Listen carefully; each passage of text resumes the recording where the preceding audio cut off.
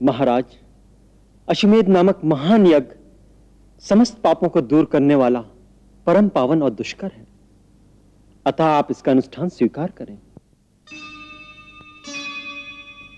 ऐसा प्राचीन वृत्तांत सुनने में आता है कि जब देवराज इंद्र को ब्रह्म हत्या लगी थी, तब वे अश्वमेध यज्ञ संपन्न करके ही पवित्र हुए थे।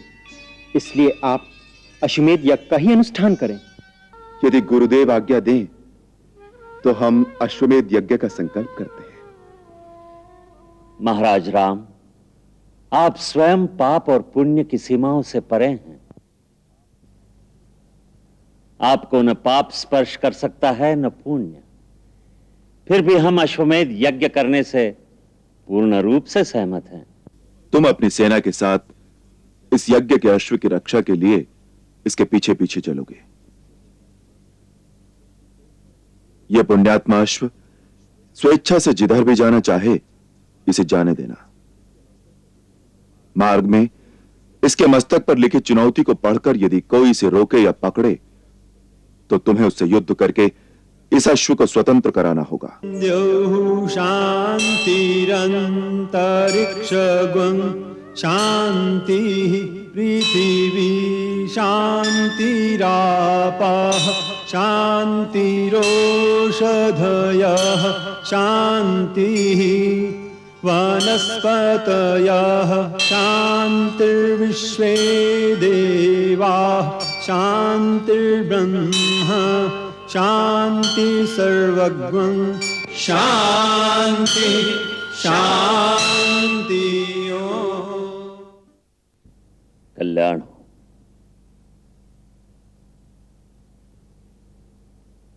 महाराज राम, आज आपके जन्म दिवस पर मैं आपका ऋत्विज वशिष्ठ चारों दिशाओं के समस्त ऋषियों की ओर से आशीर्वाद देता हूं कि आपका सर्वदा कल्याण हो। आप स्वयं मूर्तिमान धर्म हैं, अतः जहां भी आपके नाम का उच्चारण हो वहां धर्म की वृद्धि हो।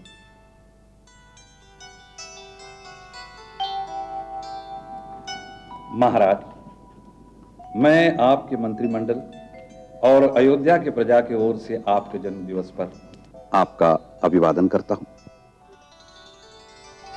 इस शुभ अवसर पर यदि गुरुदेव आज्ञा दे तो मैं वो प्रस्ताव आपके सन्मुख रखूं जो प्रजा के मन में है।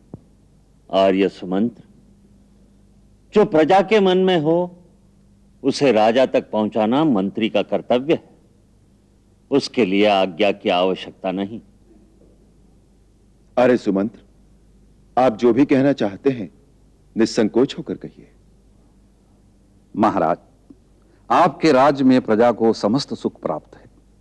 अयोध्या में निवास करने वाले सभी मनुष्य प्रसन्न, धर्मात्मा, निर्लोभी, सत्यवादी तथा अपने अपने धन से संतुष्ट रहने वाले हैं। आपके राज्य में कोई भी कुटुंब ऐसा नहीं जिसके पास गाय, बैल, धरती और धन धान्य का अभाव हो। नगर में कोई भी ऐसा नहीं जिसके पास सोने के आभूषण न हो। राम राज्य में यह सब कुछ है महाराज, परंतु क्या? ये सब होते हुए भी प्रजा उत्साहहीन और शिथिल हो रही है। कारण? महाराज, राजा का यह भी धर्म है कि वो निरंतर ऐसे महान कार्य करता रहे जिससे उसके राजवंश पर प्रजा का गर्व बढ़ता रहे। जहां केवल स्थिरता रह जाती है वहां धीरे धीरे शिथिलता आने लगती है। जीवन और प्रगति के लिए उल्लास आवश्यक है। उल्लास का प्रतीक है उत्सव। जिस राज्य में कोई उत्सव नहीं होता उस राज्य में प्रजाजनों के हृदय बुझे बुझे से रहते हैं। अतः प्रजा का मनोबल बढ़ाने के लिए उत्सवों का होना आवश्यक है। इसीलिए आपके वंश में सदा राजाओं ने समय समय पर दिग्विजय आदि महान कार्य किए हैं, कई प्रकार के यज्ञ किए हैं।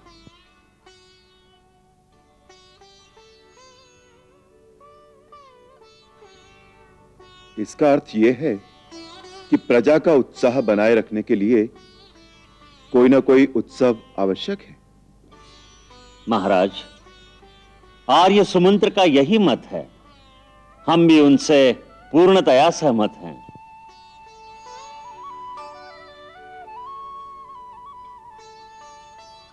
यदि सबकी सम्मति हो तो हमारे मन में राजसूय यज्ञ करने का संकल्प आया है। इसे धर्म सेतु भी कहते हैं।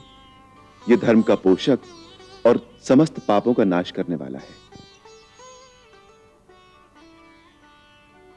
इसमें राजा का शाश्वत धर्म प्रतिष्ठित है, अतः यही राजधर्म की चरम सीमा है। जो भी राजा इसे करे वो अक्षय यश का भागी होगा। महाराज, मेरी धृष्टता को क्षमा करें, परंतु मेरे विचार में आपको ऐसे यज्ञ की आवश्यकता नहीं है। इसमें यश तो अवश्य मिलेगा, परंतु उसी के साथ भूमंडल के समस्त राजवंशों का विनाश भी हो जाएगा। राजसूय यज्ञ का अर्थ है समस्त राजाओं को युद्ध की चुनौती देना। उससे पृथ्वी पर जितने आत्मसम्मान वाले पुरुषार्थी हैं, उन सब का संहार हो जाएगा। हे महाबली रघुनंदन, आज आपके गुणों के कारण इस पृथ्वी के सभी राजा आपको महापुरुष मानकर आपकी ओर उस भक्तिभाव से देखते हैं जैसे पुत्र अपने पिता को देखता है। फिर आपको अपनी शक्ति के बल पर उन्हें झुकाने की क्या आवश्यकता है? हे पुरुष सिंह, सारा संसार तो वैसे ही आपके वश में है। आपको ऐसे यज्ञ की आवश्यकता नहीं।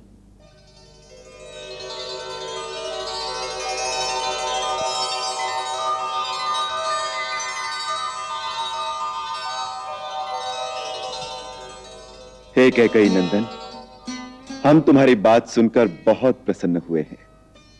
शास्त्र कहता है, यदि बालक की कही हुई बात अच्छी हो तो उसे ग्रहण करना चाहिए। हे निष्पाप भरत, तुम्हारे मुख से निकला हुआ यह धर्म संगत वचन सारी पृथ्वी की रक्षा करने वाला है। अतः इस उत्तम यज्ञ की ओर से हम अपने मन को हटा लेते हैं। हे रघुकुल नंदन, यदि आप आज्ञा दें तो एक प्रस्ताव रखूं। कहो। महाराज, अश्वमेध नामक महान यज्ञ समस्त पापों को दूर करने वाला परम पावन और दुष्कर है, अतः आप इसका अनुष्ठान स्वीकार करें। ऐसा प्राचीन वृत्तांत सुनने में आता है कि जब देवराज इंद्र को ब्रह्म हत्या लगी थी, तब वे अश्वमेध यज्ञ संपन्न करके ही पवित्र हुए थे। इसलिए आप अश्वमेध यज्ञ का ही अनुष्ठान करें।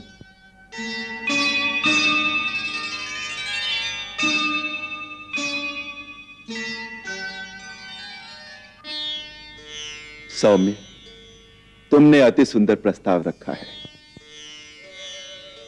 पूर्व काल में राजा इल जब भगवान शंकर के श्राप से स्त्री बन गए थे, तो अश्वमेध यज्ञ का अनुष्ठान करके ही उन्होंने पुनः पुरुषत्व को प्राप्त किया था।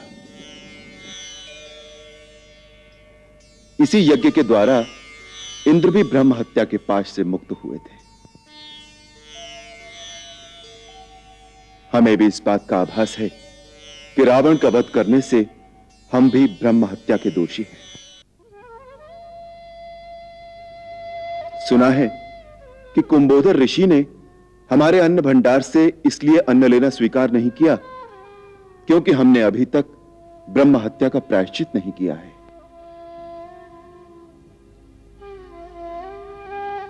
इसीलिए यदि गुरुदेव आज्ञा दें तो हम अश्वमेध यज्ञ का संकल्प करते हैं।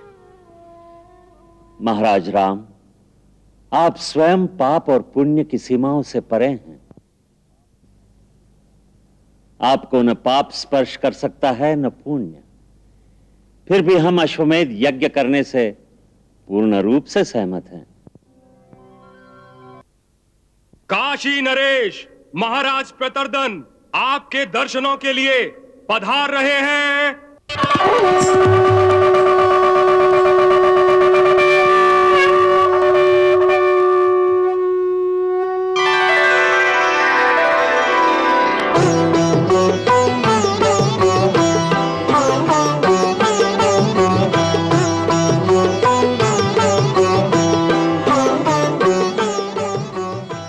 हे काशी नरेश, आपका अयोध्या में स्वागत है।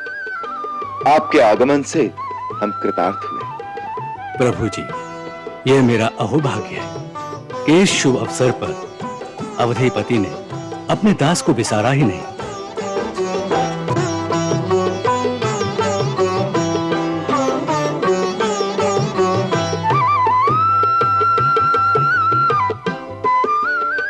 किष्किंधा नरेश, वानर राज महाराज सुग्रीव, ऋक्षराज जामवंत, युवराज अंगद और पवन पुत्र महाबली वीर हनुमान के सहित पधार रहे हैं।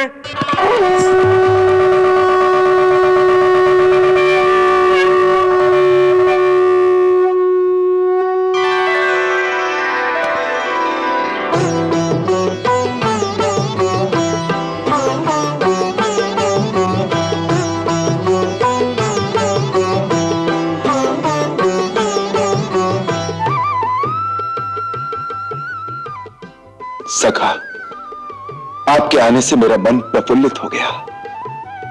मेरे प्रभु, मेरा तो जीवन सफल कर दिया आपने।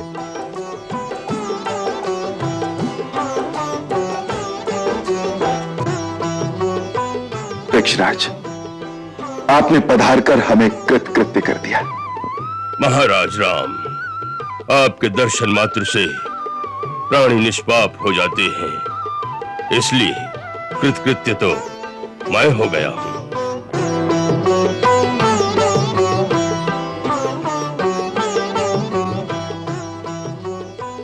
युवराज अंगद, तुम्हें लक्ष्मण के साथ मिलकर यज्ञ में आए हुए ऋषि मुनियों की सेवा का भार उठाना होगा। मेरे अहोभाग्य जो आपने मुझे इस योग्य समझा। राक्षस कुलमणि, लंकाधिपति महाराज विभीषण पधार रहे हैं।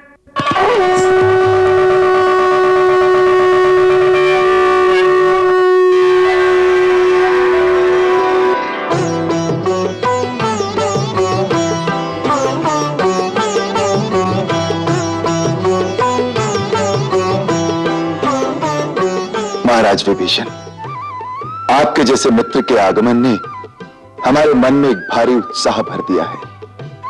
आपने इस यज्ञ में आकर हमारा गौरव बढ़ा दिया है। प्रभु, आपके द्वारा इस स्वागत से गौरव तो हमारा बढ़ा है। समस्त लंकावासी आपके इस परम स्नेह के लिए आपके सदा अनुग्रहित रहेंगे।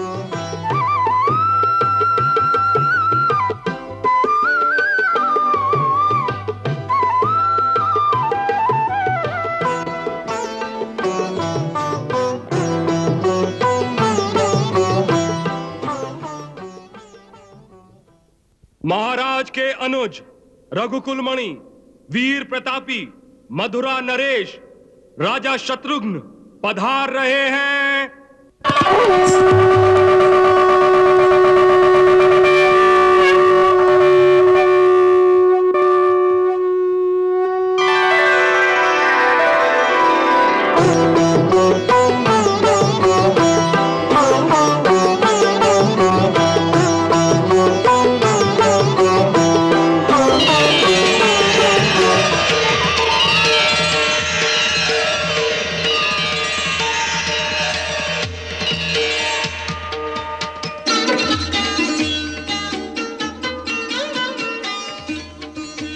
दीर्घायु हो, यशस्वी हो।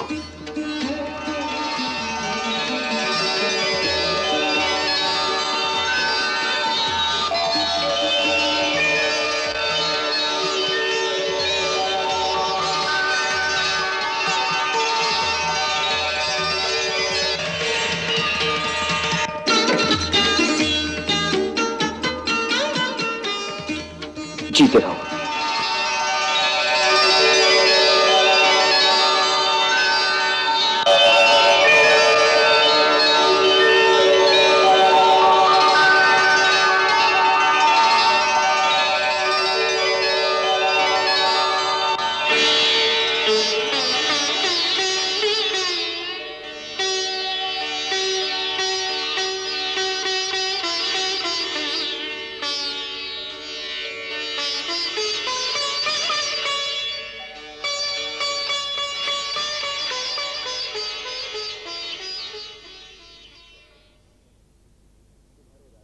शत्रुघ्न, तुम्हारे राज्य में सर्वकुशल मंगल तो है ना? जो राज्य आपके श्री चरणों की छाया में पनपेगा, वहां तो अमंगल हो ही नहीं सकता।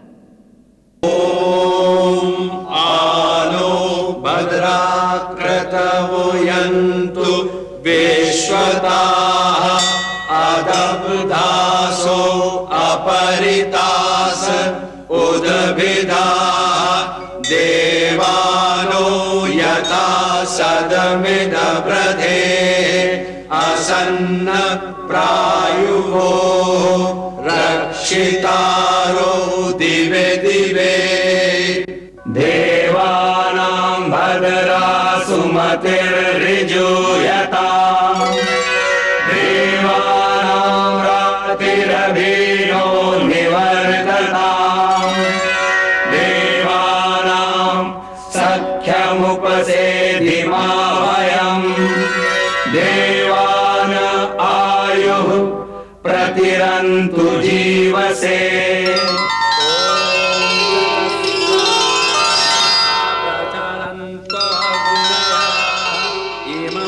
सोने की सिय को सबने सूने नैनों से देखा, आनंदोत्सव में भी मन पर खिंच गई दुख की रेखा, खिंच गई दुख की रेखा।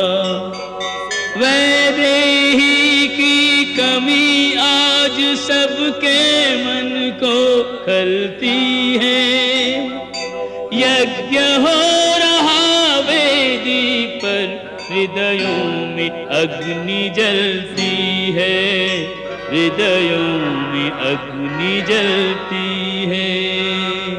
स्वाहा ओम भूः स्वाहा ओम भुवः स्वाहा सुवः स्वाहा भूर्भुवः सुवः स्वाहा।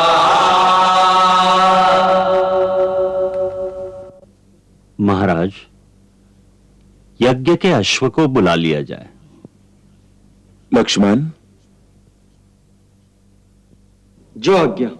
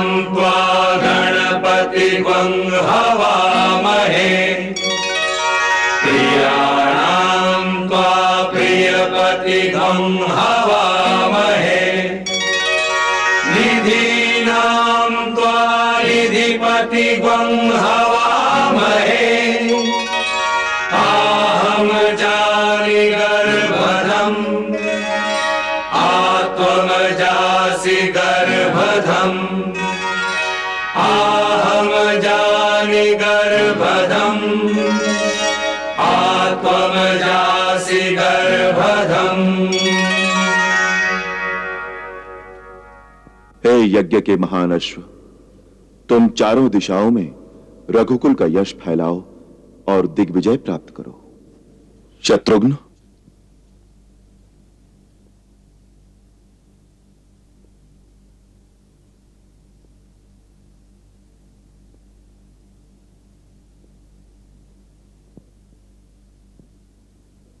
तुम अपनी सेना के साथ इस यज्ञ के अश्व की रक्षा के लिए इसके पीछे पीछे चलोगे। यह पुण्यात्मा अश्व स्वेच्छा से जिधर भी जाना चाहे इसे जाने देना। मार्ग में इसके मस्तक पर लिखी चुनौती को पढ़कर यदि कोई इसे रोके या पकड़े तो तुम्हें उससे युद्ध करके इस अश्व को स्वतंत्र कराना होगा। देखो, रघुकुल में हारने की रीत नहीं है, इसलिए मेरे सामने विजयी होकर ही आना। तुम्हारे लौटने तक यह यज्ञ पूजा नित्य प्रति चलेगी और इस दिग्विजय अश्व के लौटने के पश्चात ही इस यज्ञ की पूर्णाहुति होगी। सूर्य वंश की कीर्ति पताका अब तुम्हारे हाथ में है, यह झुकने न पाए।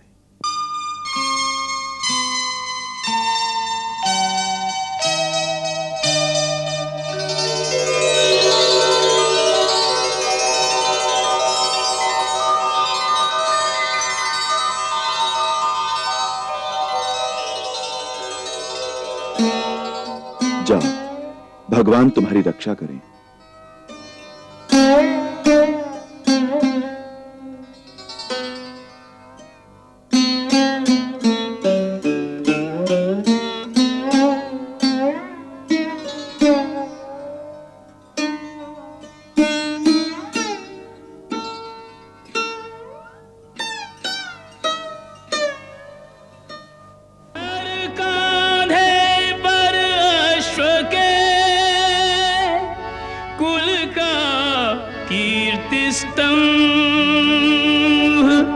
अश्वमेध का राम ने किया यज्ञ प्रारंभ।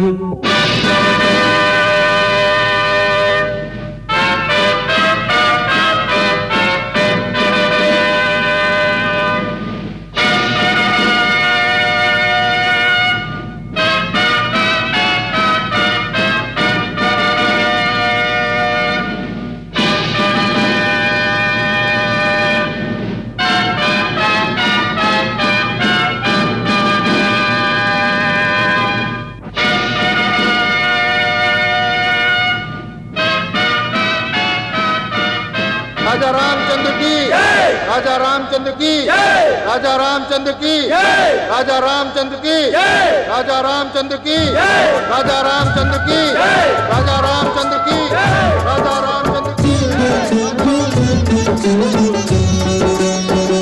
विजय को निकल पड़ा घोड़ा, अश्वमेध का अश्वराम ने पूजन कर छोड़ा।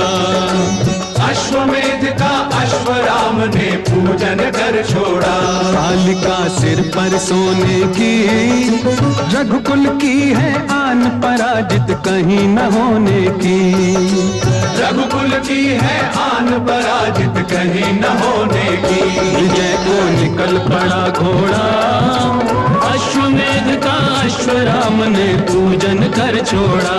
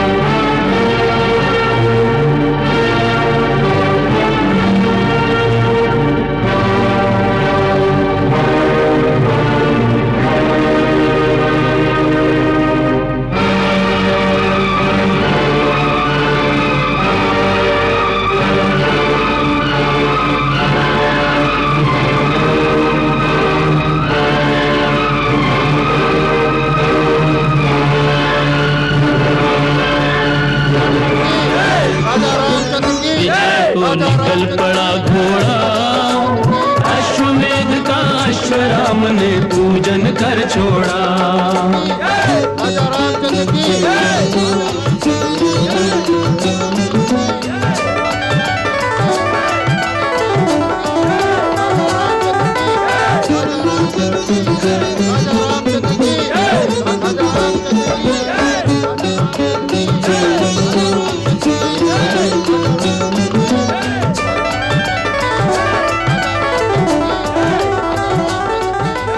राजा रामचंद्र की राजा रामचंद्र की राजा रामचंद्र की।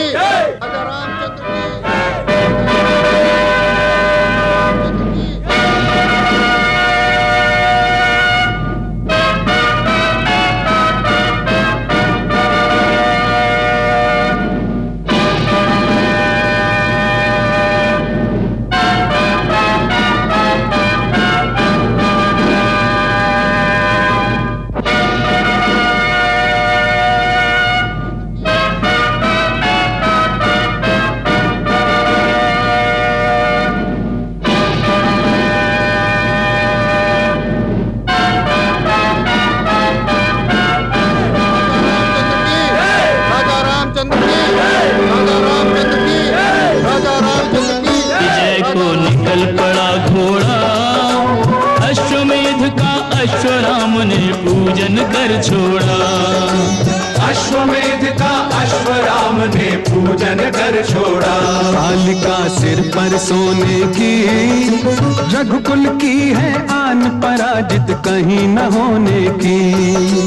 रघुकुल की है आन पराजित कहीं न होने की। विजय को निकल पड़ा घोड़ा, अश्वमेध का अश्वराम ने पूजन कर छोड़ा।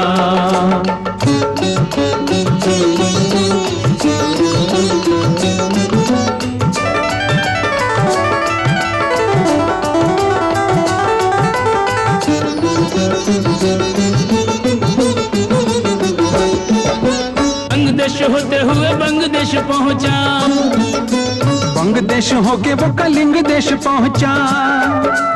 अंगदेश होते हुए बंगदेश पहुंचा, बंगदेश होके वो कलिंग देश पहुंचा। पांव घोड़े के जहां पड़े मान गए लोहा बड़े बड़े। अश्व ये जहां जहां जाए सूर्यवंशी ध्वज लहराए। नगरी वन पर्वत नदी करता जाए पार, जित जाए उत्तराम की होती जय जयकार। भेंट निपलाते हैं नाना, रामचंद्र का आधिपत्य सबने नत हो माना। रामचंद्र का आधिपत्य सबने नत हो माना। विजय को निकल पड़ा घोड़ा, अश्वमेध का अश्वराम ने पूजन कर छोड़ा।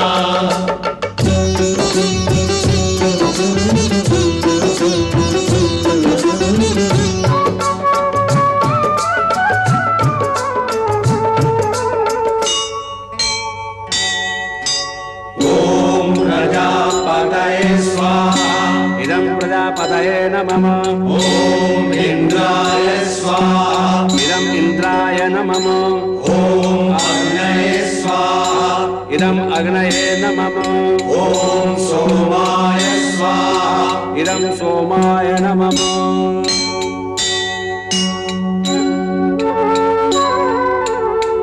यज्ञ करें दिन को राम जी के संग में, सांझ समय लीन रहे सभी सत्संग में। अश्व जब लौट के आएगा यज्ञ पूरन हो जाएगा। विजय सर्वत्र प्राप्त करके कीर्ति यश झोली में भर के। पूरब पश्चिम उत्तर दक्षिण फिर कर देश विदेश, अपने कौशल राज में कर गया अश्व प्रवेश। हर्ष का सागर लहराया, अश्वमेध की पूर्णाहुति का समय निकट आया। अश्वमेध की पूर्णाहुति का समय निकट आया।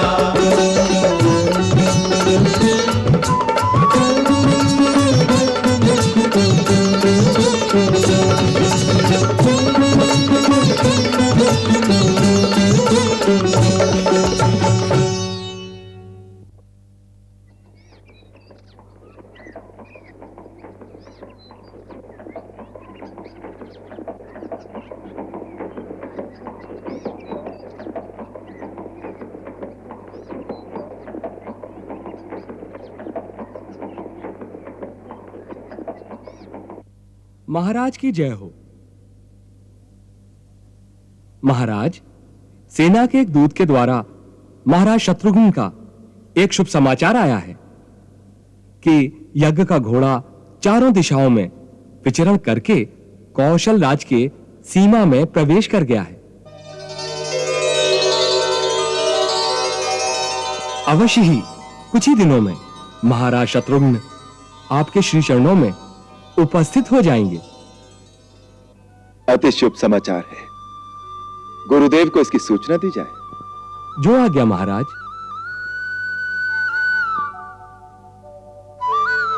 प्रभु, आपको बधाई हो। यज्ञ का घोड़ा दिग्विजय करके अपने देश लौट आया है। हनुमान, यह सब गुरुदेव की अनुकंपा है। महाराज सुग्रीव, सत्संग का समय हो गया है। चलिए सत्संग भवन में चले। आज रात गुरुदेव आत्मा और परमात्मा के संबंध पर प्रवचन करेंगे। चलिए, ऐसा सत्संग तो बड़ा दुर्लभ है। दिन में यज्ञ और रात्रि के समय धर्म की चर्चा। चलिए।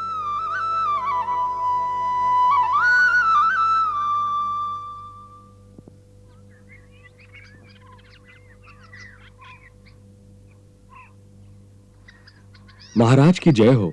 आज रात यहीं छावनी डाल दी है। प्रातः यदि शीघ्र प्रस्थान किया जाए तो सायंकाल तक अयोध्या पहुंच सकते हैं। अयोध्या? आपने अयोध्या का नाम लेकर जैसे कानों में अमृत रस घोल दिया है। कितनी मोहनी है इस नाम में।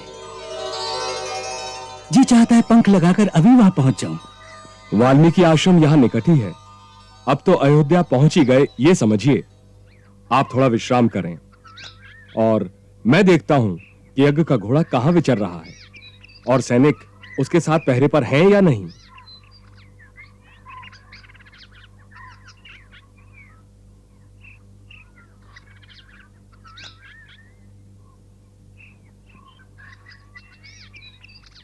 लब भैया, देखो कितना सुंदर घोड़ा है।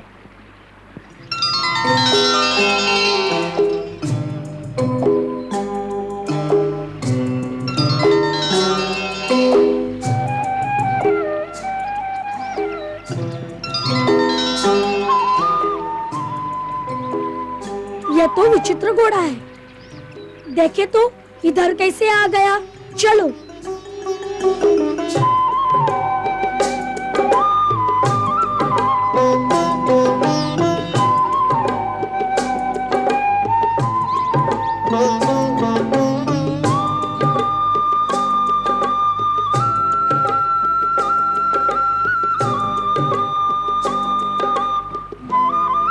कैसा सजाया हुआ है।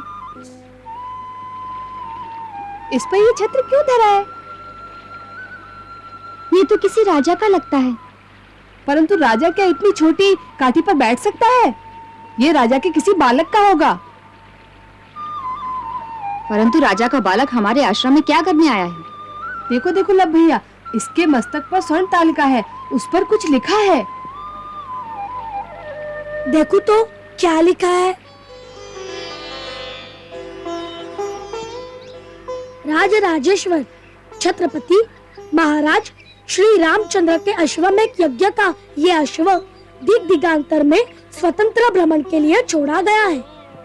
इसके आगे जो नतमस्तक होगा उससे महाराज रामचंद्र की शरण प्राप्ति होगी और जो इसे पकड़ने का दुस्साहस करेगा उसे महाराज रामचंद्र की सेना से युद्ध की चुनौती स्वीकार करनी पड़ेगी।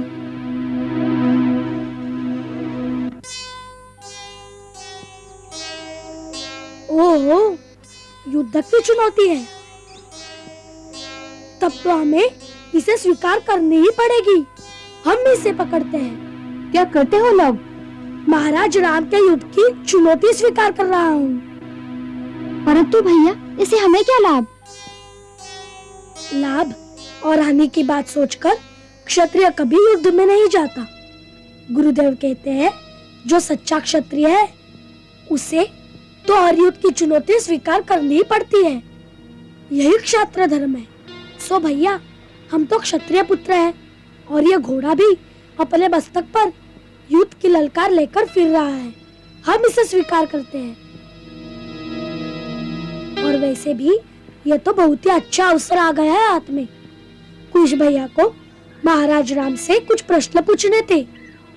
जब महाराज राम युद्ध के लिए आएंगे तो कुश भैया उन्हें प्रश्न भी पूछ लेंगे। महाराज रामचंद्र स्वयं तो नहीं आएंगे, उनकी सेना आएगी और हमारी चटनी बना देगी। लव भैया इसे छोड़ दो, हमें अपने प्राण नहीं गंवाने। अरे लव के होते हुए कौन तुम्हारी चटनी बना सकता है? डरो मत, आने दो जिसे भी आना है। चलो हम इस घोड़े को आश्रम में ले जाकर बांध देते हैं। चलो।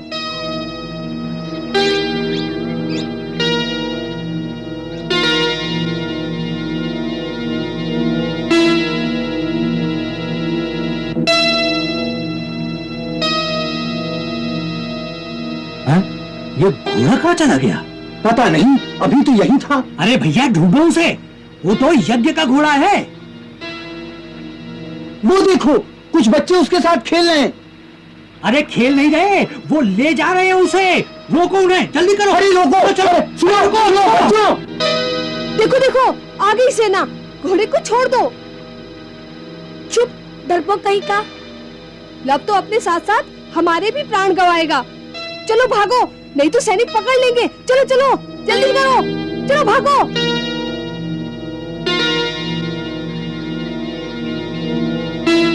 चलो हाँ, पकड़ो इन्हें, जल्दी करो। ए बालक, छोड़ दो ये घोड़ा। कहाँ ले जा रहे हो इसे? अपने घर, मैंने इसे पकड़ा है। ये खेलने का खिलौना नहीं है बालक, ये महाराज की यज्ञ का अश्व है।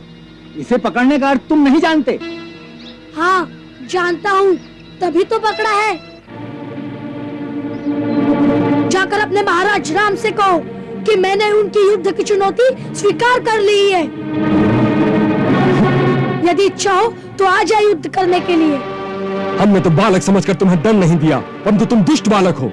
लाओ घोड़ा हमें दो, इधर लाओ।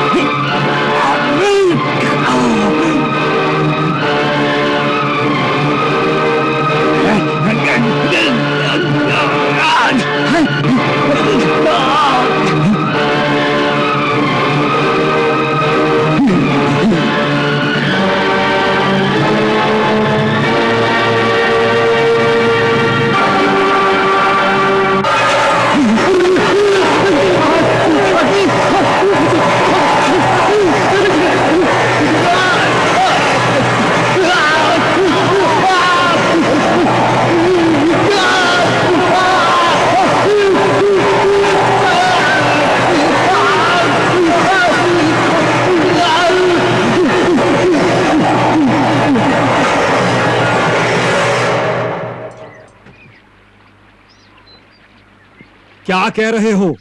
एक कुमार से डरकर हमारे रिष्ट पुष्ट सेनानी दुम दबाकर भाग आए हैं। सेनापति जी, वो मुनि कुमार साधारण नहीं है। वो तो स्वयं एक आंधी दिखाई देता है, नाग की तरह फुंकारता है। आप तुरंत ही महाराज को सूचित कर दीजिए। लाज नहीं आएगी महाराज को यह सूचना देते हुए कि एक छोटे से बालक ने हमारी सेना को भगाकर घोड़ा छीन लिया है। चलो मैं देखता हूं ऐसा कौन सा नाग है वो। कुश भैया, हमने लव भैया को बहुत समझाया कि इस घोड़े को छोड़ दो, लेकिन वो नहीं माने और जिसका हमें डर था वही हुआ। सैनिक ने आकर उसे घेर लिया। फिर क्या हुआ? फिर हमें नहीं मालूम, हम तो डर के मारे भाग आए। बड़े भीरू हो तुम लोग, चलो मुझे दिखाओ, कहाँ है लव? ना ना, हम नहीं आएंगे। सैनिक हमारी चटनी बना देंगे। हमारा कर्तव्य था कि हम आपको बता दें कि आपके छोटे भैया आपत्ति में हैं, सो हमारा कर्तव्य पूरा हुआ। अच्छा बाबा, मुझे ये तो बताओ कि लव है कहाँ? आश्रम के पीछे वाले घने वन के उस ओर जो बड़ा मैदान है ना, वहाँ पर है, सैनिकों में घिरा हुआ। यदि अब तक वहाँ होगा तो ना। लव तो अब तक वही होगा, वह सैनिक वहाँ नहीं होंगे। तुम लोग लव को नहीं जानते। अच्छा मैं जा रहा हूँ। देखो गुरुदेव आश्रम में तो है नहीं, आश्रम वाले वृथा ही चिंता करेंगे, इसलिए आश्रम में किसी को भी बताना नहीं। यदि तुम मारे जाओ या पकड़े जाओ तब भी नहीं बताना। भैया, अपने इस छोटे से मस्तिष्क को इतने दूर तक सोचने के कष्ट मत दो। गुरुदेव का आशीर्वाद एक कवच की भांति हमारी रक्षा करता है, इसलिए ऐसी स्थिति तो कभी नहीं आएगी। अच्छा, मैं जा रहा हूँ।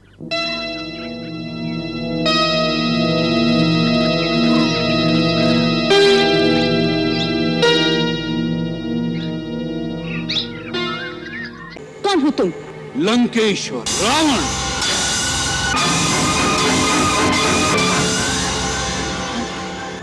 हाँ, रावण, जिसे तुम्हारी कामना ने इतना आतुर कर दिया है कि स्वयं तुम्हारे द्वार पर भिक्षा मांगने आया है। तुम्हारा ये साहस, एक गीदड़ होकर सिंघने की कामना कर रहे हो। तुम्हारा अंत समय आ गया है।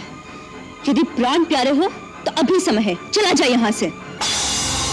तेरा ही नहीं, तेरे सारे कुल का सर्वनाश हो जाए।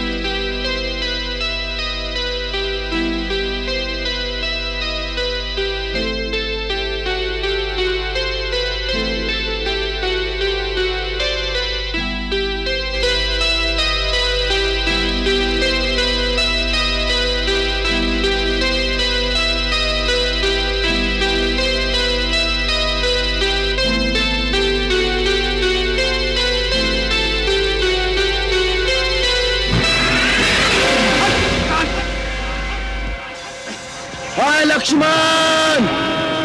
हाय लक्ष्मण! हाय लक्ष्मण! हाँ सीते! हाँ सीते! हाँ सीते! लक्ष्मण! लक्ष्मण! लक्ष्मण! तुमने सुना? बचाओ! बचाओ!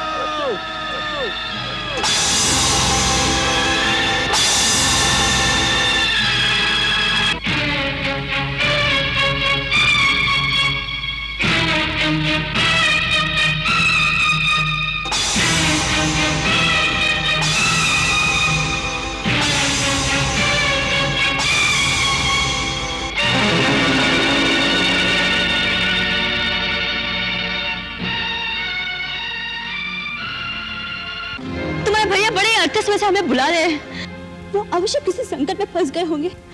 उनकी आवाज में कितनी करुणा है। लगता है बहुत सारे राक्षसों ने उन्हें घेर लिया होगा। लक्ष्मण, तुमने नहीं सुनी उनकी पुकार? सुनी है भाभी। तुम यहीं पे खड़े हो। जाओ लक्ष्मण, जाओ, जाके उनको बचाओ। लक्ष्मण, क्या हुआ? तुम जाते क्यों नहीं? क्योंकि मैं जानता हूं भैया किसी संकट में फंस ही नहीं सकते। भाभी, आपके स्वामी को देव, असुर, नाग, दानव कोई परास्त नहीं कर सकता। ये कदाचित भैया की आवाज नहीं है, ये कोई धोखा है। आप इतनी अधीर ना हो भाभी, धीरज रखिए। जिसका पति संकट में हो और सहायता के लिए पुकार रहा हो, उसको तुम धीरज रखने की बात सिखा रहे हो। लक्ष्मण, क्या तुम राक्षसों के डर के मारे अपने प्राण बचाने के लिए नहीं जा रहे? मैंने तुम्हें इतना कायर कभी नहीं समझा था। भाभी, अपने भाई के सामने धनुष उठाकर अपनी वीरता के डींगे मारते रहते हो, और आज तुम सचमुच वीरता दिखाने का अवसर आया। तुम डरे हुए चूहे की भांति अपने बिल से निकलना नहीं चाहते। भाभी, भाभी, आप ऐसी बातें न कहिए। आप नहीं जानती आप क्या कह रही हैं। मैं अच्छी तरह जानती हूँ तुम्हें। जिस भाई ने तुम्हें अपने पुत्र की भांति पाला है, आज जब उनके प्राण संकट में आ गए तो तुम डर के मारे अपनी भाभी के आंचल में आकर छुप गए। क्या इसी समय यही तुम्हारा कर्तव्य है? मेरा एक ही कर्तव्य है, अपने बड़े भाई श्री राम की आज्ञा का पालन करना, और वो मुझे कह गए कि मैं आपकी रक्षा के लिए यही रहूं, इसलिए मैं आपको किसी भी स्थिति में अकेला छोड़कर नहीं जा सकता। मेरी रक्षा, जिसके लिए मैं सारा संसार त्याग कर इस वन में रहने आई हूँ, जिसके बगैर मैं एक पल भी जीवित नहीं रह सकती, और जब उनके प्राण संकट में आ गए तो मेरी रक्षा करने से क्या लाभ? लक्ष्मण, अगर उनको कुछ हो गया तो मैं एक पल भी जीवित नहीं रह सकूंगी। फिर मेरे मृत शरीर की रक्षा करते रहना और पालते रहना भाई की आज्ञा। भाभी, आप समझती क्यों नहीं? भैया पर कोई आज आ ही नहीं सकती। तीनों लोगों में कोई ऐसा वीर नहीं जो उन्हें परास्त कर सके। ये किस दुर्भाग्य के कारण आपकी बुद्धि इतनी हीन हो गई है? जिसके पति के प्राण संकट में हो, उस नारी के लिए इससे बड़ा दुर्भाग्य और क्या हो सकता है? आज तुम हठ धर्मी पर उतर आए हो। सिद्धि तो तुम सदा से ही रहे हो, परंतु अपनी कायरता के कारण मेरी अवज्ञा भी करोगे, इसकी मुझे आशा नहीं थी। भाभी, आप मुझे कायर मत कहिए। कायर नहीं, तुम मेरी आज्ञा का पालन करो। भाभी, आप हट मत कीजिए, कुछ अमंगल हो जाएगा। तुम नहीं गए तो अमंगल हो ही जाएगा।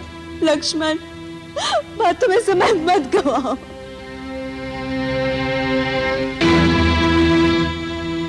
ठीक है, तुम नहीं जा सकते तो ये धनुष बाण मुझे दे दो। हर आर्य स्त्री अपने पति की रक्षा करना अच्छी तरह से जानती है। लाओ। धनुष बाण भी मुझे नहीं दे सकते? ठीक है, मैं ऐसे ही चली जाती हूँ, तुम यहीं रहो। भाभी, मुझे इतना विवश मत कीजिए। बातें ना करो, कर्म करो, कर्म। अच्छी बात है। आपकी आज्ञा का पालन करने के लिए आज पहली बार लक्ष्मण अपने प्रभु श्री राम की आज्ञा का उल्लंघन करता है। आप कुटिया में चली जाइए।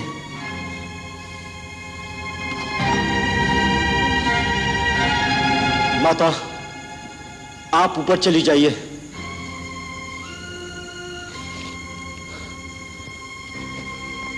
भैया, मुझे क्षमा करना।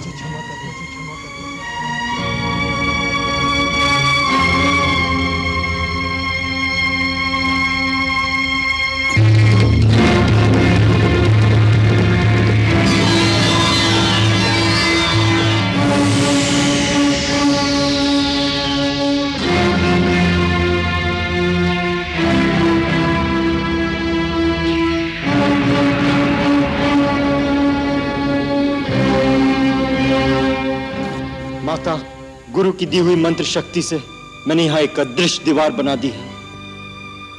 कोई भी इस लक्ष्मण रेखा को पार करके अंदर आने का साहस करेगा तो जलकर भस्म हो जाएगा। इसलिए माता, मेरी आपसे विनती है, किसी भी परिस्थिति में राम भैया के आने तक आप अपने चरण इस रेखा से बाहर न रखें।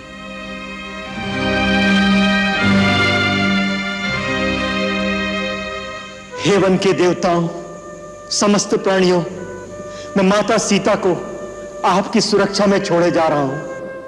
इनकी रक्षा कर रहा हूं।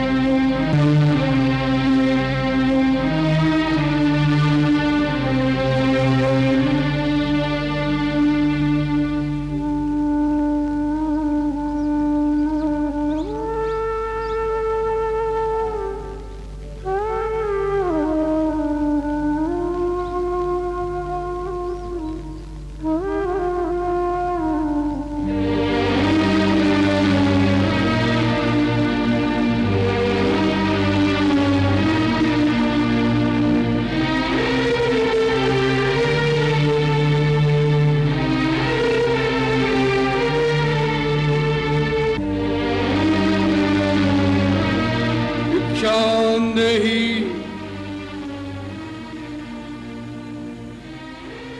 भिक्षान्देहि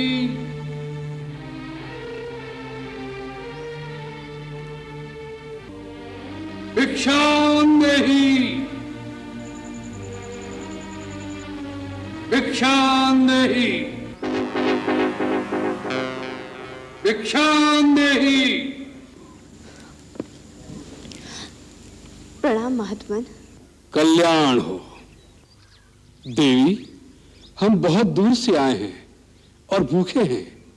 तुम्हारी कुटिया देखकर इस आशा से यहाँ आए हैं कि हमें कुछ खाने को मिल जाएगा। अवश्य महात्मन, आप यहीं ठहरिए, मैं आपके लिए यथासंभव भोजन लाती हूँ। देवी, हम यात्रा से क्लांत हैं, हमें विश्राम की भी आवश्यकता है। क्षमा करें, इस समय मेरे पति कुटिया में नहीं है, इसलिए मैं आपका स्वागत नहीं कर सकती। परंतु कृपा करके आप वहीं ठहरिए, मैं आपके लिए भोजन लाती हूँ।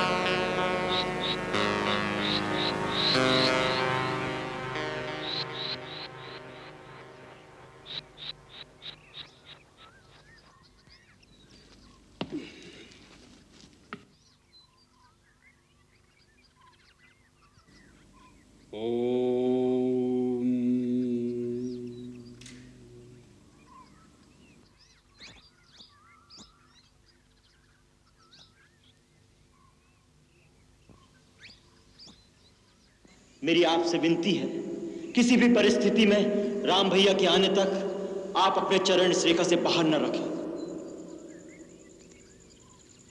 मुनिराज, मैं आपके लिए भोजन लाई हूँ, ये लीजिए।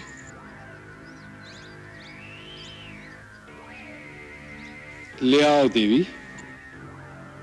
कृपया आप ही को यहाँ आना होगा। अब तो हमने आसन जमा लिया है, यात्रा से थके हुए हैं, बार बार उठा नहीं जाता। जो कुछ देना है यही ले आओ।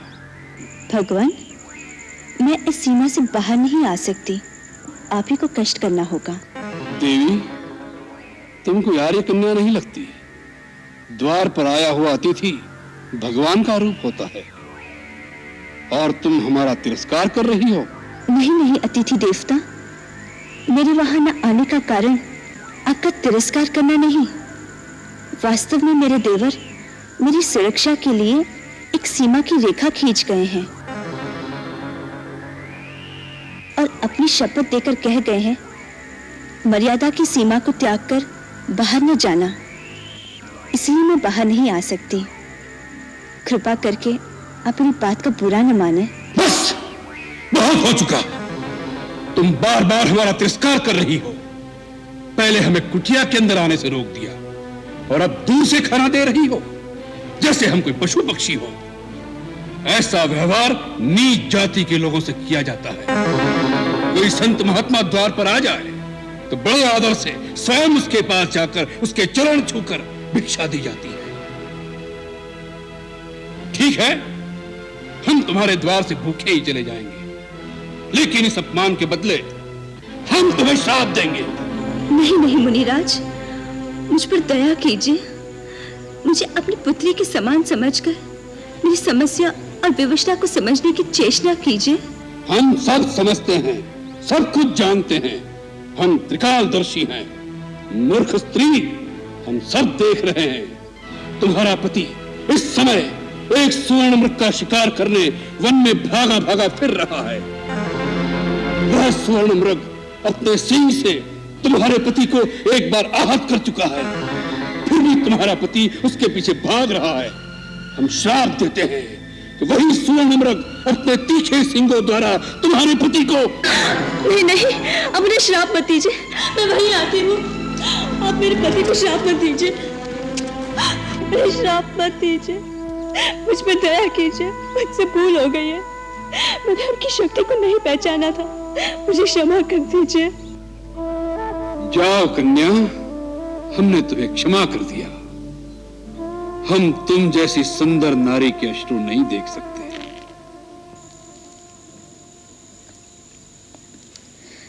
मैं मिथिला नरेश महाराज जनक की पुत्री हूँ।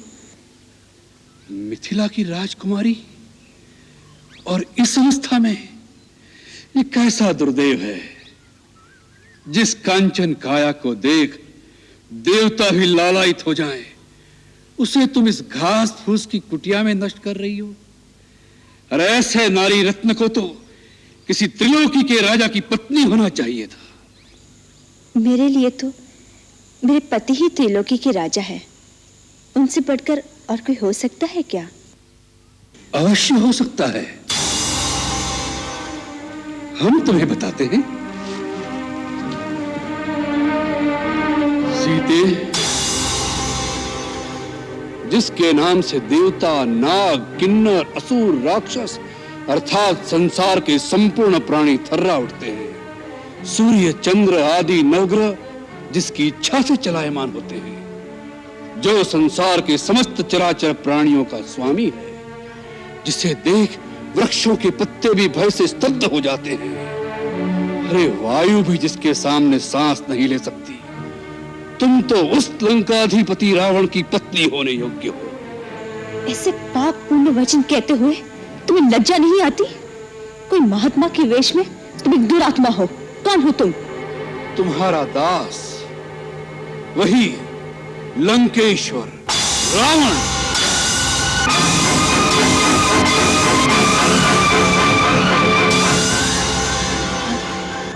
हाँ, रावण, जिसे तुम्हारी कामना ने इतना आतुर कर दिया है कि स्वयं तुम्हारे द्वार पर भिक्षा मांगने आया है। सीते, आज तुम्हारा भाग्य उदय हो गया।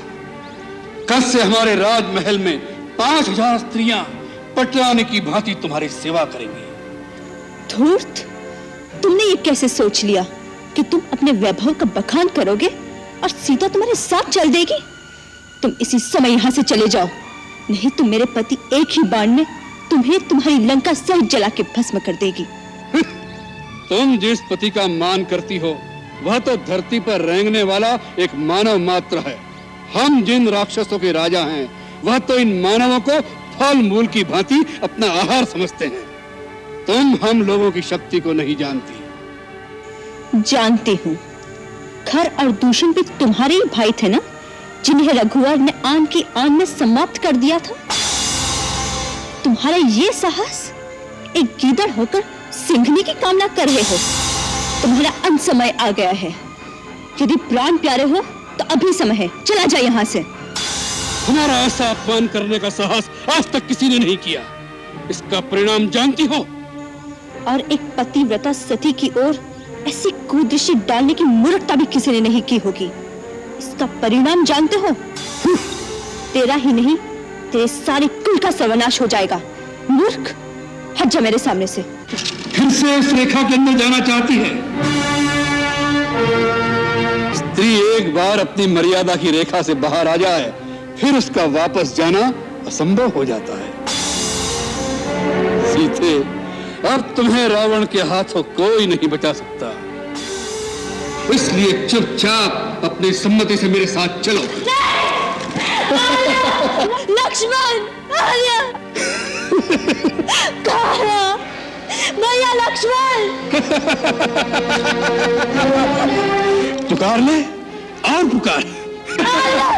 लक्ष्मण! इस समय वो रण में बहुत दूर हैं, तुम्हारी पुकार उन तक नहीं पहुंच सकती। सीते, चलो मेरे साथ। सीते,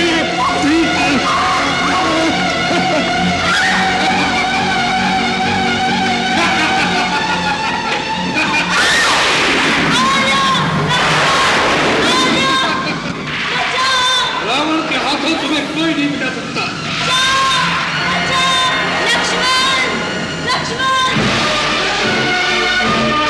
भैया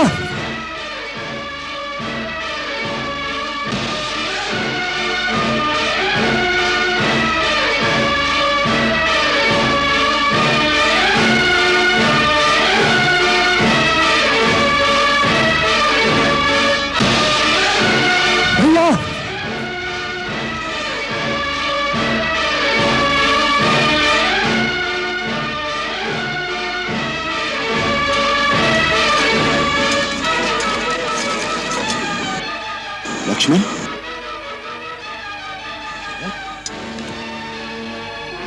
लक्ष्मण, या आप? लक्ष्मण, तुम यहाँ क्यों चले आए सीता को अकेली छोड़कर? तुम्हें मेरी आज्ञा का ध्यान नहीं? मुझे क्षमा करें भैया, आपकी पुकार सुनकर भाभी ने मुझे जोर देकर यहाँ भेज दिया। जब मैंने इनकार किया तो उन्होंने ऐसे मम वचन कहे कि मुझे बेवश होकर यहाँ आना पड़ा। ये अच्छा नहीं हुआ भाई, तुम्हारा कहना सत्य था। वो मृग के रूप में वही मारीच राक्षस था। मरते मरते जब उसने मेरी आवाज बनाकर तुम्हें सहायता के लिए पुकारा तो उसके उसी प्रपंच से मैं समझ गया कि हमारे साथ छल किया गया है। सीता अवश्य किसी विपत्ति में फंस गई होगी। लगता है वो आश्रम में हमें नहीं मिलेगी। नहीं भैया, ऐसा ना कहिए, भाभी वहीं पर होंगी। भगवान करे ऐसा ही हो। चलो लक्ष्मण।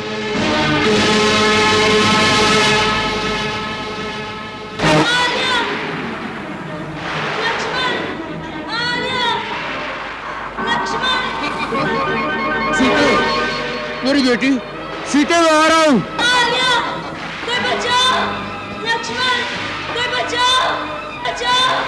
रुको, रुको रावण, रुको। सीते, सीते, मैं आ रहा हूँ। सीते, महात्मा जटायु, इस पापी रावण से मेरी रक्षा कीजिए। यदि आप नहीं लड़ सकते तो वन में जाकर आर्यपुत्र रघुवीर और भैया लक्ष्मण को मेरी सूचना दीजिए। जाइए, जल्दी जाइए, मेरी सहायता कीजिए। तुम चिंता न करो पुत्री, मेरे जीते जी ये तुम्हें नहीं ले जा सकता। रावण, तुम तो बड़े वीर और पराक्रमी कहलाते हो। एक निस्सहाय स्त्री को इस प्रकार चोरों की भांति उठाने का निंदित कर्म तुम्हें शोभा नहीं देता। तुम विजय कुमारी को छोड़ दो। ये धर्मपरायण और पतिव्रता स्त्री है। इसका बलपूर्वक अपहरण करने से तुम निश्चित ही विनाश को प्राप्त करोगे। बूढ़े जटायु, रावण को शिक्षा देने आए हो? जाओ किसी पेड़ पर बैठकर आराम करो, मेरे रास्ते में मत आओ, कहीं मुझे क्रोध न आ जाए। पापी, मैं बूढ़ा अवश्य हूँ, परंतु अब भी तुम जैसे अभिमानियों का मान भंग कर सकता हूँ। सीता मेरी पुत्र वधू समान है, मैं अपने प्राण देकर भी इसकी रक्षा करूंगा। आज तू मेरे पंजों से मारा जाएगा।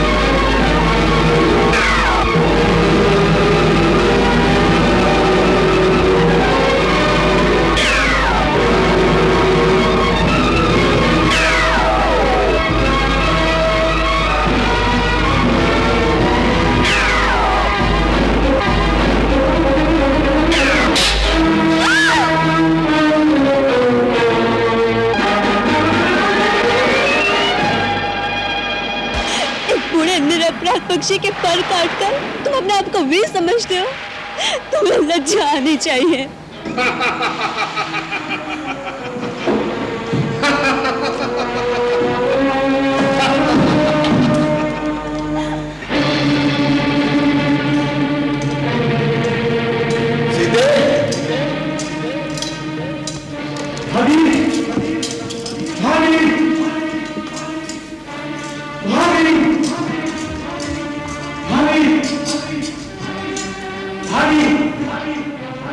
लक्ष्मण, सीता अंदर नहीं है। हो सकता है मेरी किनारे पर गई हूँ, परंतु वो अकेली तो कभी नहीं जाती थी।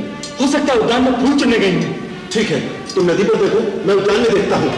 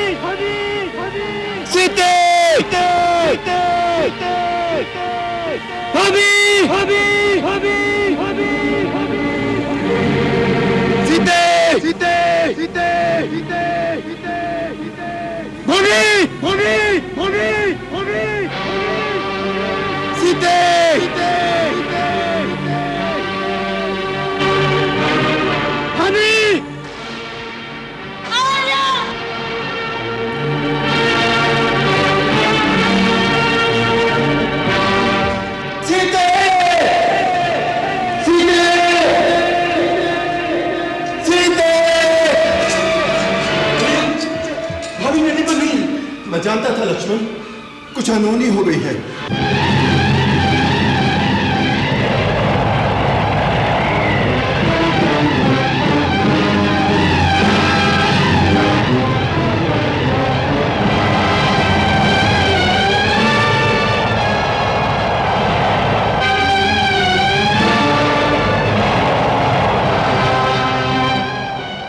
हे वन के वासियों, यदि मेरे पति मुझे ढूंढते यहाँ आए तो उन्हें यह आभूषण दिखा देना और कह देना मुझे रावण उठा कर ले गया है। इससे कोई लाभ नहीं होगा। जहाँ रावण तुम्हें ले जा रहा है उस स्थान का पता उन्हें कौन बताएगा? निर्लज, अपने ऊंचे कुल और अपनी वीरता की बड़ी बड़ी डिंगे मारते थे। क्या वीर पुरुष के यही लक्षण होते हैं? जब पति घर में ना हो तो उसकी पत्नी को चोरों की भांति आकर चुरा कर ले जाए। एक अकेली स्त्री पर आक्रमण करना ही तुम्हारी शूरवीरता है। मेरे स्वामी तुम्हारी तरह काला भीरू नहीं। तुम मुझे आकाश पाताल कहीं पे भी छुपा लो, मेरे स्वामी मेरी सहायता के लिए अवश्य आएंगे। मेरे राक्षसों के सिवा किसी को आज तक ये भी पता नहीं कि लंका है कहाँ। वहां पहुंचने से पहले तेरा पति रास्ते में भटक भटक कर मर जाएगा। जिस प्रकार एक सांप की आंखें अंधेरे में भी दिखाई देती है, उसी प्रकार पापी का पाप छुपाने से नहीं छिपता।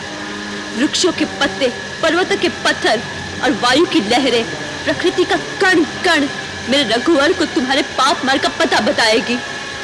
और जहाँ सीता होगी उसके स्वामी अवश्य वहां पहुंचेंगे, इसका मुझे पूरा विश्वास है।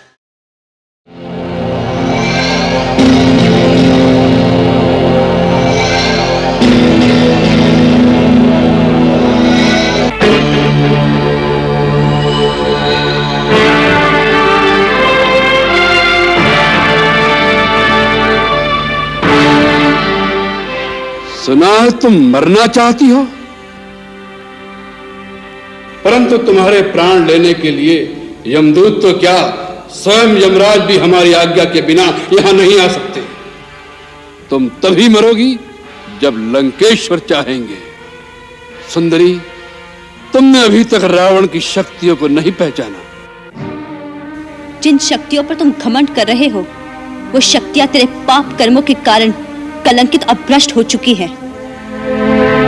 न केवल शक्तियां, वरन उन शक्तियों का वरदान देने वाले ब्रह्मा और शिव को भी तेरे पापों ने कलंकित कर दिया है। याद रखो, जब शक्ति भ्रष्ट हो जाए और उसके देवता कलंकित, तो शक्ति में बल नहीं रहता। सत्य अकेला हो तो भी भ्रष्ट शक्तियों की अपार सेना उसके सामने पराजित हो जाती है। तूने आज तक केवल देवताओं को परास्त किया है, एक पवित्र पतिव्रता नारी के सत्य बल से तेरा सामना नहीं हुआ। अहंकारी मूर्ख, तूने पाप वृत्ति से एक बार अपने पापी हाथों से मेरा अंग स्पर्श किया है। इतना ही दोष तेरे नाश के लिए पर्याप्त है। मेरे शूरवीर और धर्मपरायण पति के विषैले बाण निश्चय ही तेरा समूल नाश कर देंगे। अपने राज्य से निकाले हुए दर दर भटकते हुए उस वनवासी भिक्षुक की आशा करना छोड़ दे। एक अनजान बालिका की भांति एक भिखारी का सपना मत देख जो कभी सच नहीं होगा। सपना देखो तो लंका की साम्राज्ञी बनने का, जिसके साकार होने में केवल तुम्हारे हाँ कहने की देर है। तीनों लोगों की सुंदरियां अपने हृदय में यही सपना संजोए बैठी रहती है, परंतु तुम कितनी भाग्यशाली हो सीता कि स्वयं त्रिलोक विजयी रावण तुम्हारे सामने प्रेम की भिक्षा मांगने खड़ा है। जो शीश तीनों लोकों में कभी किसी के आगे नहीं झुकता, वह शीश तुम्हारे चरणों में झुका हुआ है। तुम्हारे केवल हाँ कहने मात्र से तुम इस अपार वैभव, असंख्य राक्षसी सेना, लंका की देव दुर्लभ संपत्ति और स्वयं लंकेश्वर रावण के हृदय की स्वामिनी हो जाओगी। वैभव, शक्ति, संपत्ति के मोह में आकर जो स्त्री अपना पतिव्रत धर्म भूल जाए, उससे अधम और कोई नहीं हो सकता। मेरे लिए वो मेरे बनवासी वीर ही तीनों लोकों की संपत्ति से अधिक मूल्यवान है। उस महान पुरुष सिंह के सामने तुम मुझे एक कायर, तुच्छ श्रृंगार लेते हो, जो चोरों की भांति आकर एक असहाय अबला को छल से उठा ले गए। धिक्कार है तुम पर, तुम्हारे ऐश्वर्य और वैभव पर, तुम्हें जन्म देने वाली माता पर, तुम्हारे पूर्वजों पर, तुम्हारे कुल पर धिक्कार है। एक बार नहीं 1000 बार धिक्कार है। इतना घमंड अपने पतिव्रत धर्म का, हम इस घमंड को आज इसी क्षण तोड़ देंगे। तुम्हारे सौंदर्य ने अपने काम बाणों से हमें विदीर्ण कर दिया था, इसलिए सच्चे प्रेमी की भांति हम तुम्हारे पास प्रेम की भिक्षा मांग रहे थे, परंतु तुम उस सादर के योग्य नहीं। लंका में लंकापति की इच्छा यदि कोई स्वेच्छा से पूरी नहीं करता, तो लंकापति स्वयं अपने बल से अपनी इच्छा पूरी करना जानता है। आज तुम्हें हम लंकापति की पत्नी बनने का सौभाग्य अवश्य प्रदान करेंगे। उठो, चलो हमारे साथ। सावधान पापी, इस प्राचीर को पार करने का साहस न करना।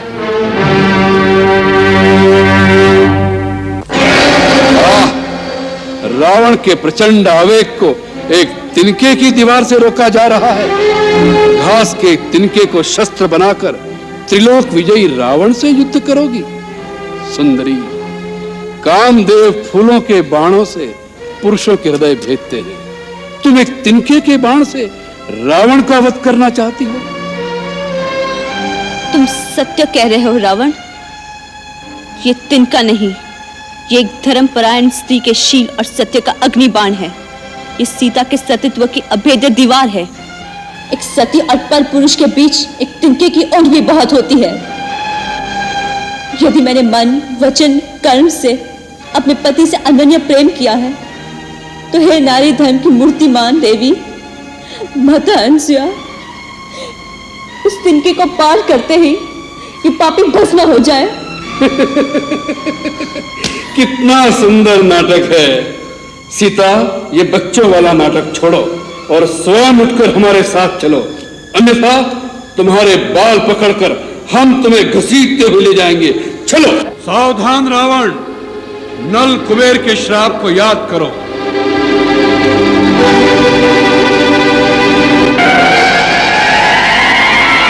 तूने मेरी धर्म पत्नी के साथ बलात्कार किया है। मैं श्राप देता हूं, यदि तूने किसी परस्त्री के साथ उसकी इच्छा के विरुद्ध उसका शील भंग किया, तो तेरे सर के 7 टुकड़े हो जाएंगे।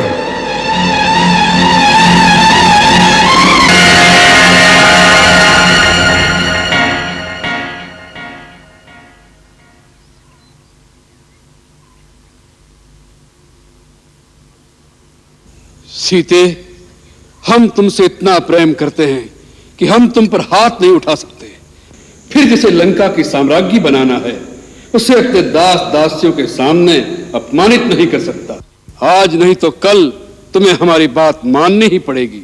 इसलिए आज हम तुम्हें छोड़ देते हैं और 1 वर्ष की अवधि देते हैं। स्वयं प्रसन्नता से हमारे अंतपुर में आ जाना, अन्यथा हमारे रसोइये सवेरे का कलेवा तैयार करने तुम्हारे शरीर के टुकड़े टुकड़े कर डालेंगे। तुम लोग सावधानी से सीता की रक्षा करना।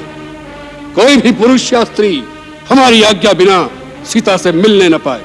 इन्हें मोती, माणिक, स्वर्ण, वस्त्र, आभूषण, जिस वस्तु की इच्छा हो वह तुरंत दी जाए। यह हमारी खुली आज्ञा है।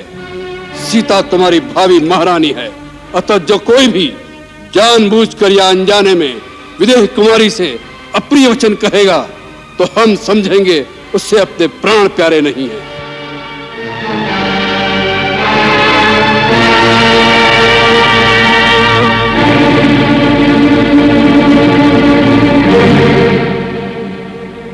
तुम इसका अहंकार तोड़ने का प्रयत्न करो, भय दिखाकर या मीठे वचनों से। साम, दाम, दंड, भेद, किसी भी उपाय से इसे वश में लाने की चेष्टा करो। जो कोई इसके आत्मसमर्पण का शुभ समाचार हम तक पहुंचाएगा, हम उसे मुंह मांगा धन देंगे। जो आज्ञा महाराज।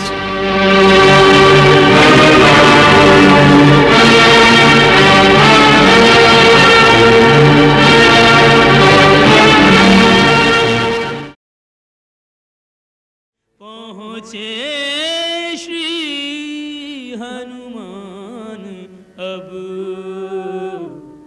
लक्ष्य सिद्धि की ओर।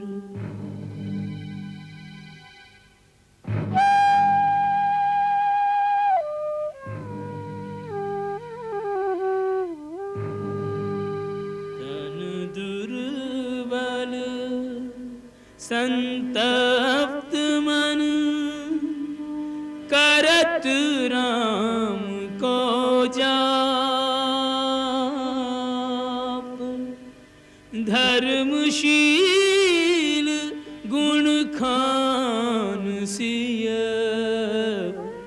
अपनो परिचय आप।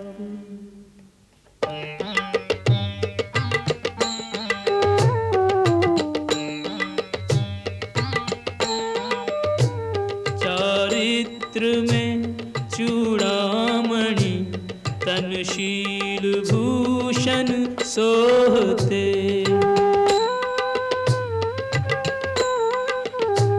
नैना अथक अविराम अपलक राम को मग जोहते। मृत प्राय किंतु न प्राण निकसे राम प्रभु के मोहते।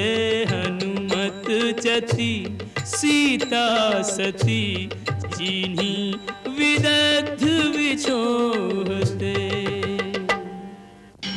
त्रिजटा मेरी मशाल भी जला दो। सबकी मशालें जल गई? हाँ जल गई।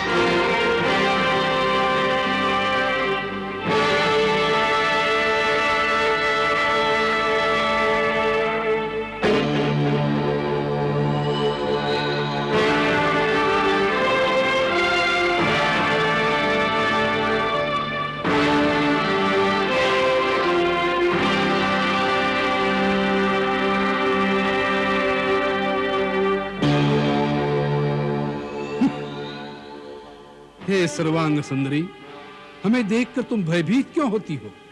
हम तो तुमसे प्रेम करते हैं। यह अनुपम सौंदर्य ब्रह्मा जी ने केवल तुम्हें प्रदान किया है। तुम्हारे पश्चात ऐसा रूप उन्होंने किसी दूसरी स्त्री को नहीं दिया।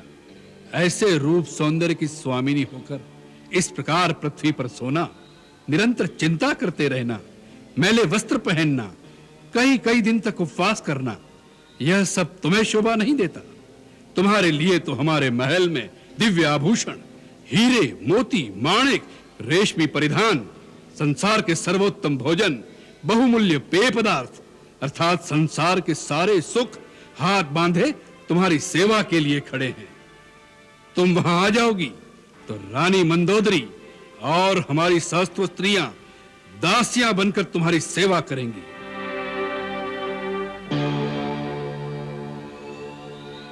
तीनों लोकों में ऐसा सुख किसी स्त्री के भाग्य में नहीं होगा। सचमुच श्री राघव की धर्म पत्नी होने का परम सुख जो मेरे भाग्य में लिखा है, वो तीनों लोकों में किसी स्त्री के भाग्य में नहीं लिखा होगा।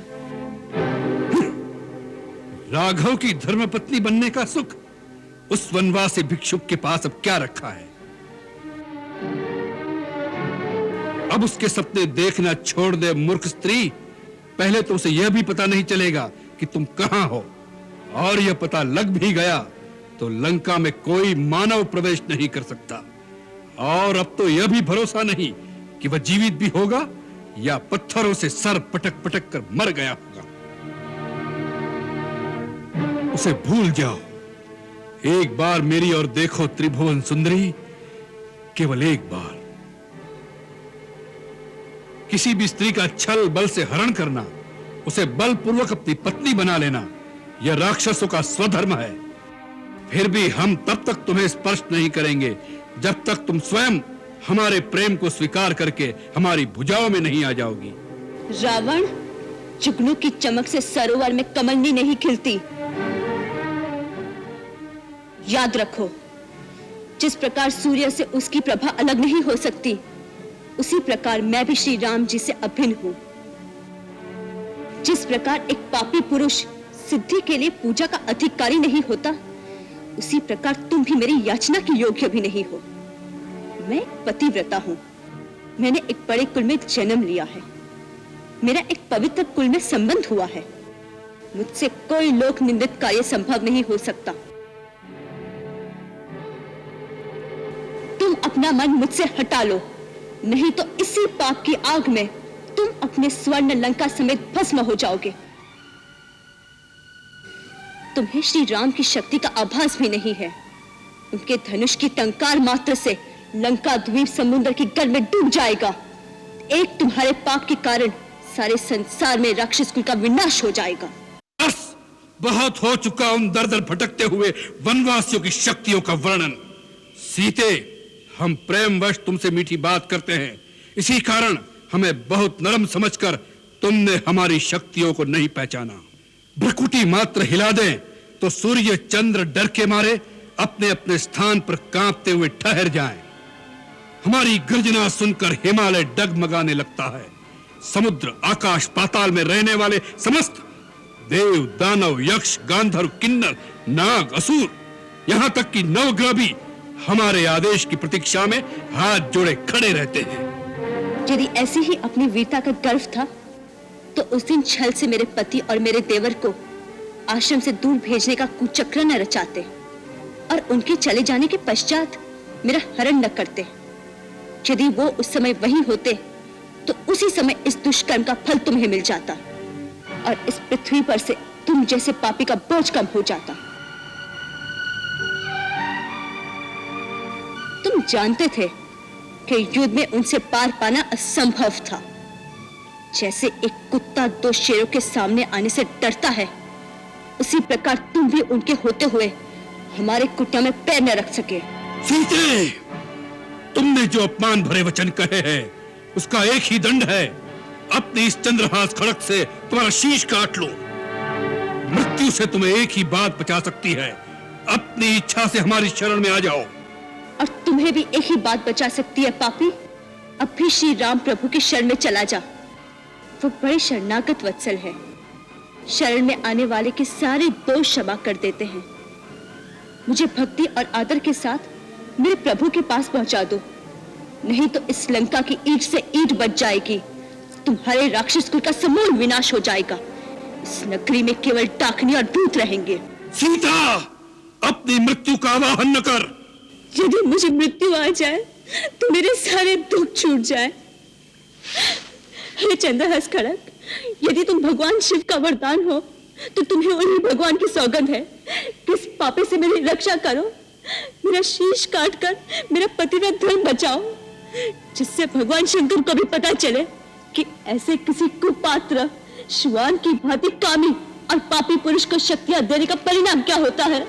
अच्छी बात है, तुम लो। नाथ, आप जैसे महान योद्धा, तीनों लोकों के स्वामी और ऐसे शक्तिमान राजा का एक निस्सहाय और अबला स्त्री पर अस्त्र उठाना शोभा नहीं देता। आप तो समस्त वेदों के ज्ञाता और परम ज्ञानी हैं। आप जानते हैं कि नीति भी स्त्री हत्या को अधर्म मानती है। यदि इसने किसी आवेश में आकर आपसे कुछ अपशब्द कहे हैं तो आप उसे क्षमा कर दीजिए, क्योंकि इसी में आपका गौरव है।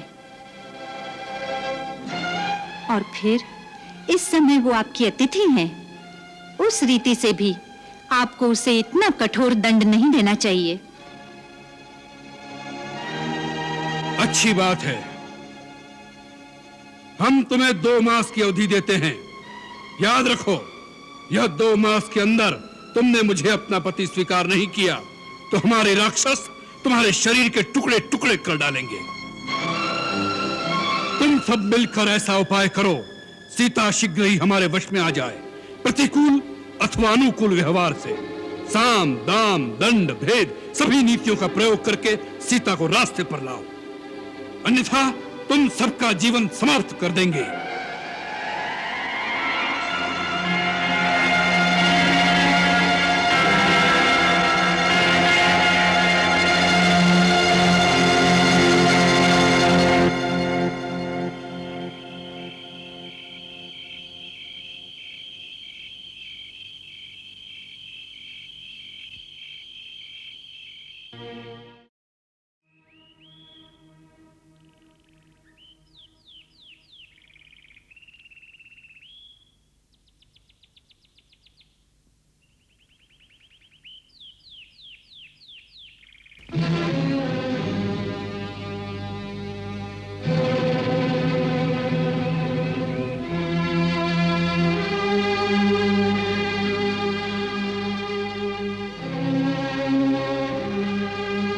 सीता, आज हम तुम्हें एक शुभ समाचार सुनाने आए हैं।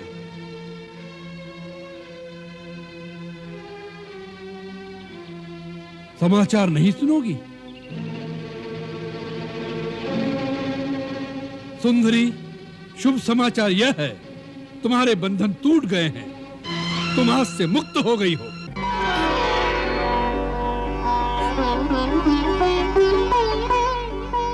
क्या सचमुच मुझे मुक्त करके मुझे मेरे पति के पास भेज रहे हो, या फिर मेरा परिहास कर रहे हो? अरे पति कैसा, वही तो बंधन था जिससे तुम मुक्त हो गई हो। सीता, सुंदरी, जब तक पति जीवित था तुम पर पतिव्रत धर्म का बंधन था, हमने उसे ही समाप्त कर दिया है। अब न पति रहा न पतिव्रत धर्म का कोई बंधन रहा। अब तुम उस धर्म बंधन से मुक्त हो गई हो। अब हमारे मिलन मार्ग में ऐसी कोई बाधा नहीं रही जो तुम्हें लंकेश्वर की महारानी बनने से रोक सके। इसी खुशी में हम तुम्हारे लिए एक अद्भुत अनमोल उपहार लेकर आए हैं।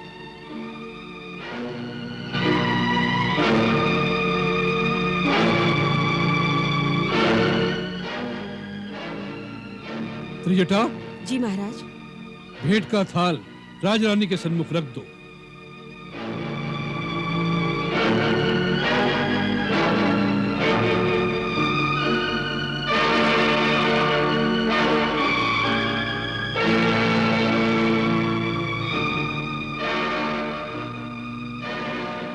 इस पर पड़ा आवरण उठा लो।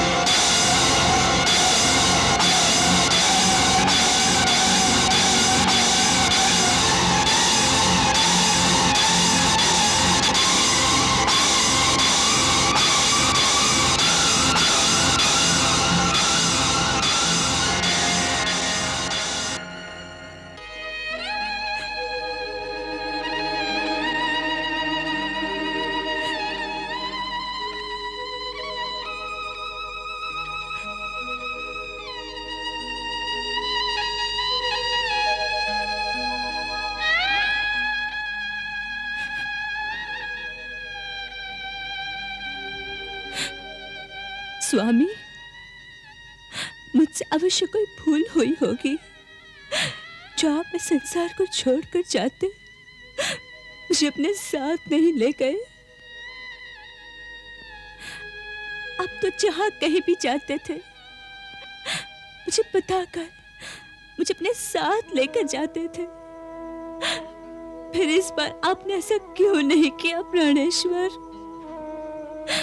आप तो जानते हैं आपके बिना मेरा इस संसार में कोई भी प्रयोजन शेष नहीं रहता। मैं एक दुराचारी के जाल में फंसकर अब तक कैसे जी रही हूँ? क्या इसी दोष के कारण आपने मेरा परित्याग तो नहीं कर दिया?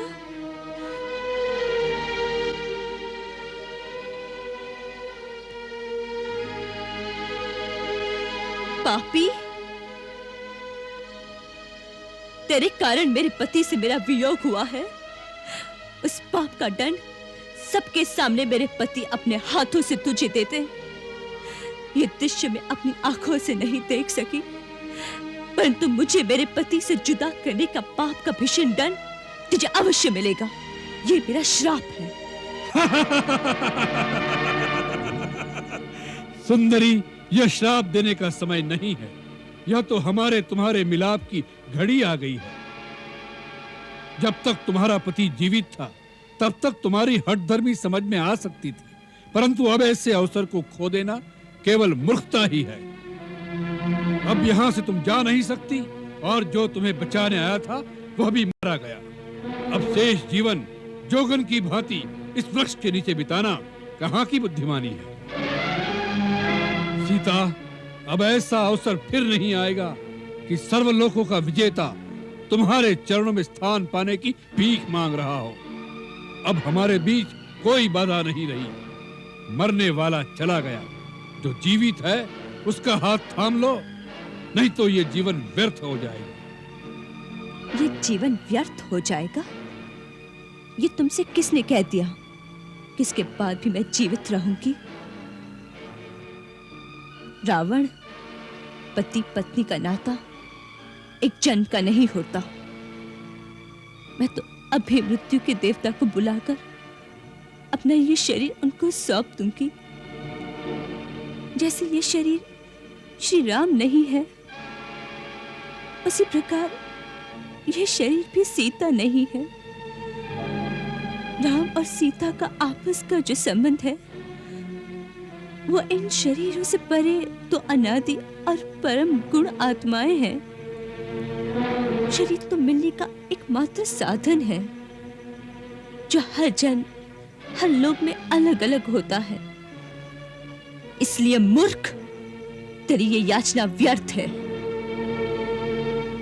सीता और राम कभी भी जुदा नहीं हुए और कभी भी जुदा नहीं होंगे। ये शरीर रहे या ना रहे, मुझे केवल इतना ही आश्चर्य है कि जब श्री राम इस शरीर को छोड़कर जाने लगे होंगे तो मेरी आत्मा को उसका भान क्यों नहीं हुआ। प्रभु, मेरी दृष्टि तो सतत आपके चरण कमलों को एक प्रहरी की भांति देखती रहती है, तो फिर इस प्रहरी से ऐसी भूल कैसे हो गई। प्रभु, मुझे क्षमा कर दीजिए। मुझे क्षमा कर दीजिए प्रभु, मुझे क्षमा कर दीजिए। महाराज की जय हो। क्या है? क्षमा करें महाराज, युवराज इंद्रजीत और आपके मंत्रिमंडल के अन्य सदस्य किसी विशेष मंत्रणा के लिए आपकी प्रतीक्षा कर रहे हैं। करने दो।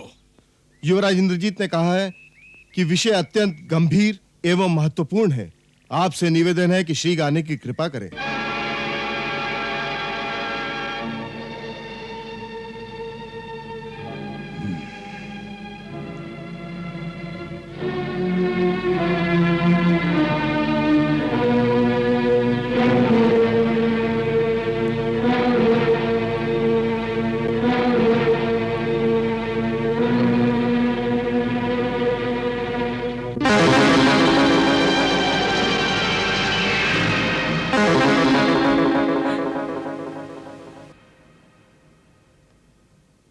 माता, ये क्या रहस्य है?